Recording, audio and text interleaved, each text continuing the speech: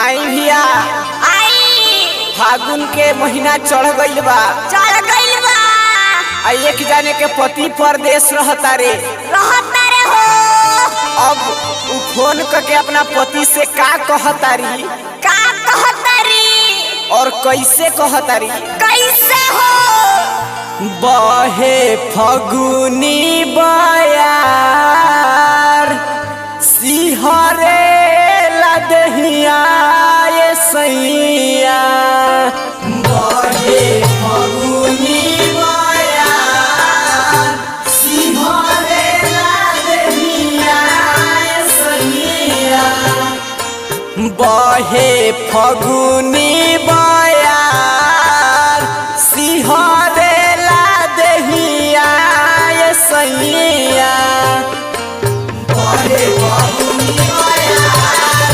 सिहरे लदहिया ये सैया बहे फगुनी बयार सिहरे लदहिया ये सैया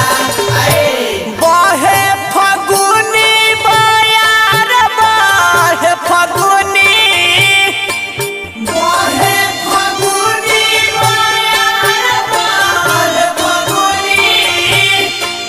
बहे फगुनी बयार बहे फगुनी बयार सिहरे लदहिया ये सैया बहे फगुनी बयार सिहरे लदहिया ये सैया बहे फगुनी बयार सिहरे लदहिया ये सैया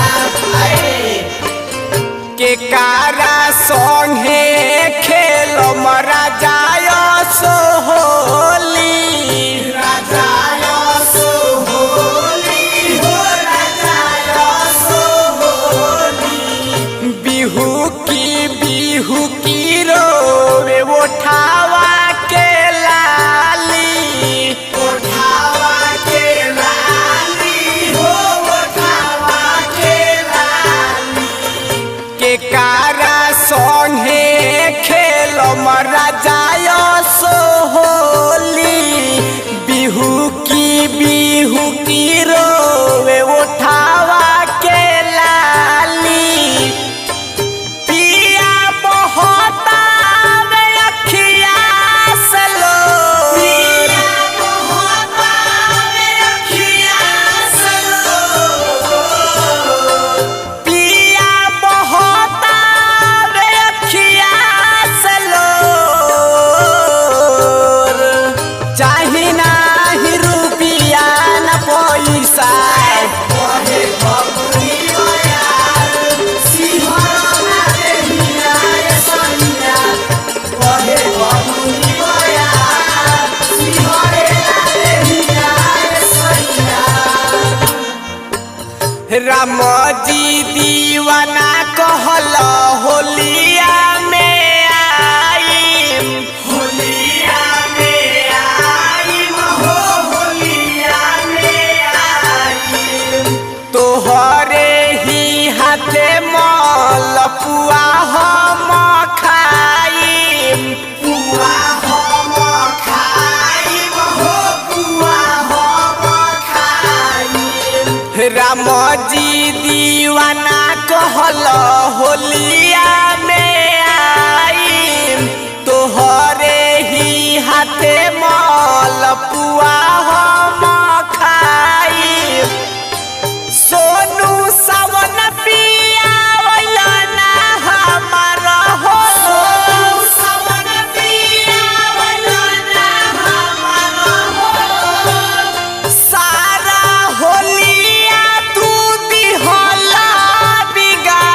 बिगाड़ तू तो बन गइल कसैया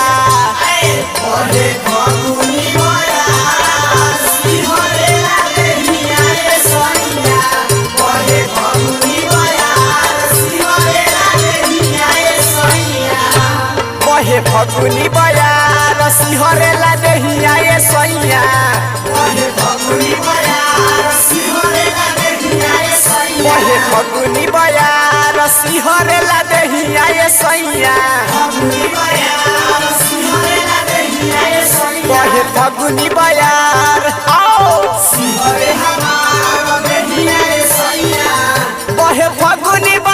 बहे फगुनी बयार सिहरेला देहिया ये सैया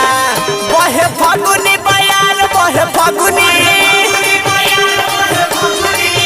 बहे फगुनी बयार बहे फगुनी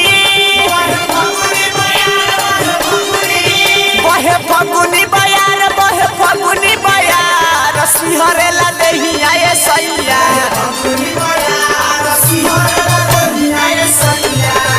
बहे फगुनी बयार सिहरेला देहिया ये सैया बहे फगुनी बयार सिहरेला देहिया ये सैया